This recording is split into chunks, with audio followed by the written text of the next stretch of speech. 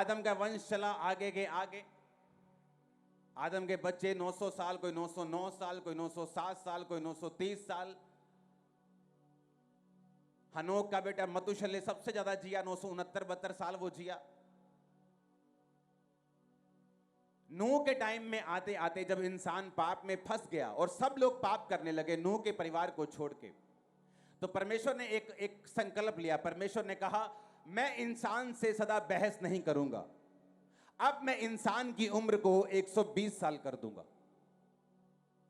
Imagine करो, आदम के time पे हनोक, मतुशले, हाँ हनोक तो उठा लिया गया था जीवित, 969 साल, किडनी 969 साल चलती थी, हार्ट 969 साल, फेफड़े, पेट, डाइजेस्ट सिस्टम, ब्रेन, आंखें 969 साल चलती थी। गिरने के बाद भी, तब भी परमेश्वर की दया भी हटी नहीं थी पूरी तरह से। 969 साल किडनी लगातार काम करती थी, कोई स्कैनिंग मशीन नहीं थी कि उसमें पित्ते में से पत्थरी निकाल दे, सब कुछ अच्छा था। लेकिन जब इंसान पाप करता गया तो परमेश्वर ने कहा, अब मैं इसकी उम्र को 120 साल कर दूंगा। जब नूह के द्वारा फिर से पूरा जगत खत्म हो गया, पानी के द्वारा, बरसात के द्वारा परमेश्वर ने फिनिश कर दिया, उसके बाद की मैं आपको घटना बताता हूं। जब परमेश्वर ने अपने मन में सोचा या स्वर्गदूतों को बोला कि अब से इंसान जो होगा वो 120 साल जिएगा, तब से इंसान की उम्र जो थी वो कम होनी शुरू हुई। और कब कम हुई? बाइबल कहती है शेम की वंशावली उत्पत्ति 11 उसकी 10 आयत, जल प्रलय के 2 वर्ष पश्चात जब शेम 100 साल का हुआ, उससे अर्पक्षद का जन्म हुआ, उसका एक बेटा हुआ। उसके जन्म के बाद शेम 500 साल तक जीवित रहा, उसके और भी बेटे बेटियां हुए। सबसे कम उम्र थी इसकी उसके बाद, आदम के बाद, कि 500 साल तक ये अब जीवित रहा, क्योंकि परमेश्वर बोल चुका था कि आदम जो है, बंदा जो है, मनुष्य जो है, वो 120 साल जिएगा। उसका अगला वंश, जब अर्पक्षद 35 का हुआ तो उसकी शादी हुई, शेला का जन्म हुआ।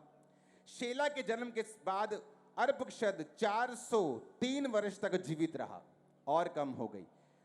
जो परमेश्वर ने बोला था वो कम होना शुरू हो गया।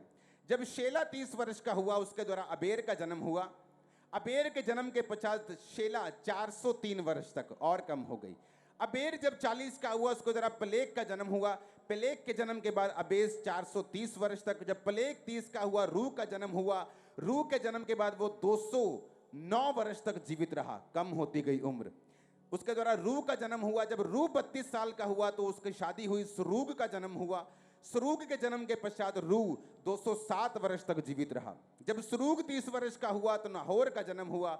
नाहोर के जन्म के पश्चात सरूग 200 वर्ष जीवित रहा। नाहोर 29 वर्ष का हुआ, उसके द्वारा तेरह का जन्म हुआ। तेरह के जन्म के पश्चात नूह 119 वर्ष जीवित रहा। 119 बच्चे के जन्म के बाद, और 29 साल का यानी 148 साल का था, उसकी मृत्यु हो गई। आप जब पढ़ते जाएंगे आपको मालूम होगा कि किस तरह से जब परमेश्वर ने कहा था बाढ़ से पहले कि अब मनुष्य 120 साल तक जीवित रहेगा, और जब नूह अपने बेटे और बहुओं समेत गया, और उसके बाद नूह के बेटों के बाद उम्र जो थी 500, 600 से 500, फिर 400, फिर 300, फिर 200, फिर 100, अब्राहम 175, फिर 120 तक जो परमेश्वर ने कहा तब होना शुरू हुआ। कारण क्या था? कारण यह था कि इंसान समझ नहीं पाया कि परमेश्वर के साथ समय बिताने के लिए, उसके साथ पवित्रताई की जिंदगी बिताने के लिए मुझे चुना गया है, और अगर मैं ऐसा करूंगा तो परमेश्वर मुझे बढ़ाएंगे, अगर मैं ऐसा नहीं करूंगा तो वो मुझे घटाएंगे। हालेलुया।